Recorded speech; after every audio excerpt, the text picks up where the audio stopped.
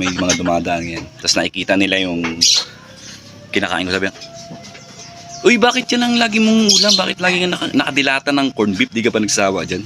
Dito daw, hindi daw ako nagsasawa. Sabi ko, hindi talaga ako magsasawa dito. Alam nyo kung bakit? Kasi sa tuwing kain ko, nakakain ka na. Tapos ganito, yun nga, bubuksan ko. Wait lang. Buksan natin ha. Kailangan dahan-dahan lang daw eh. Dahan-dahan lang yung pag-iwa. Yan. Ganyan lang. Konting pupunitan mo lang siya konti. Ayan o. Oh. Kita nyo yan? Oh. Ayan o. Oh. Diba? Saan ka pa? Oh. Oh. Oh. Kita nyo? Oh. Diba? Sa tuwing kain mo, may 100 pesos ka pa. Diba?